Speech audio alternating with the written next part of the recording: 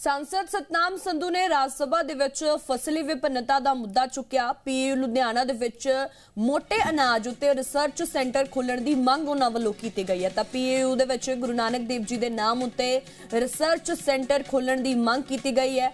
उन्हां कहा कि मोटे अनाजां नूं उत्साहित करना चाहिदा है।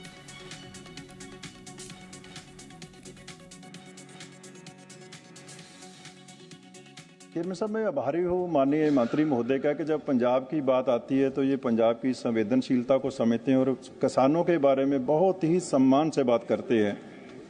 और मैं इसलिए कि भी आभारी हूँ कि पंजाब के किसानों के माथे पे कलंक रखा गया था कि उन्होंने पोल्यूशन फैलाया, और मैंने देखा कि पिछले सेशन में माननीय मंत्री महोदय में आंकड़ों के साथ उसको भी स्पष्ट किया। और आज फिर एक बार उन्होंने गुरु नानक साहब की कोदरे की रोटी की बात करके उन्होंने एक बहुत बड़ा सम्मान दिया है। और मैं सर ये मंत्री महोदय से पूछना चाहता हूं कि हमारी क्रॉप डाइवर्सिफिकेशन के चलते हुए हमारी जो पैडी की फसल है उसकी इकोनॉमिक्स हमारे मिलेट्स के साथ नहीं मैच करती है। इसकी यील्ड कम होने की वजह से किसान कोदरे से पीछे हट रहे हैं, मिलेट से पीछे हट रहे हैं।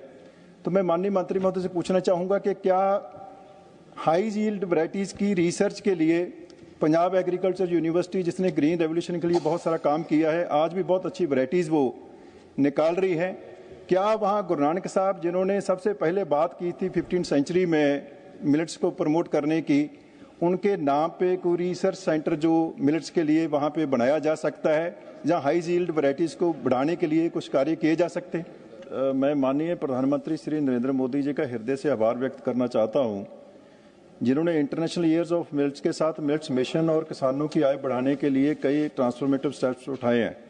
उनके विजनरी लीडरशिप में मिलेट्स को श्री अन्न का दर्जा देकर देश के किसानों को एक नई दिशा और नया सम्मान मिला है। और अब मिलेट्स फ्यूचर के सबसे महत्वपूर्ण क्लाइमेट रेजिलिएंट और न्यूट्रिशनल क्रॉप के रूप में उभर के सामने आए हैं। चेयरमैन साहब, लेकिन जब हम पंजाब की बात करते हैं तो एग्रीकल्चर डेटा एक गंभीर इकोलॉजिकल वार्निंग देता है। एक किसान परिवार से आने के कारण मैं जमीनी हकीकत और जल संकट की गंभीरता को गहराई से समझता हूँ। पंजाब का total geographical area 50 lakh hectares है, जिसमें से 40 लाख हेक्टेयर्स यानी कि 1 करोड़ एकड़ कल्टीवेटेड है, और सर इसमें से 99% एरिया इरीगेटेड है। इस विशाल कृषि क्षेत्र में हाईली वाटर इंटेंसिव क्रॉप्स का पूरी तरह डोमिनेंस है। वीट पैडी साइकिल मिलाकर हमारे 75% से अधिक एग्रीकल्चर लैंड का उपयोग करता है। वीट पैडी को प्रति किलोग्राम हजारों लीटर पानी की आवश्यकता होती है, जिसके कारण पंजाब एक गंभीर वाटर क्राइसिस की ओर बढ़ रहा है। स्थिति इतनी चिंताजनक है कि आज राज्य के 80% से अधिक ground water blocks dark zone यानी कि ओवर एक्सप्लॉयटेड कैटेगरी में आ चुके हैं।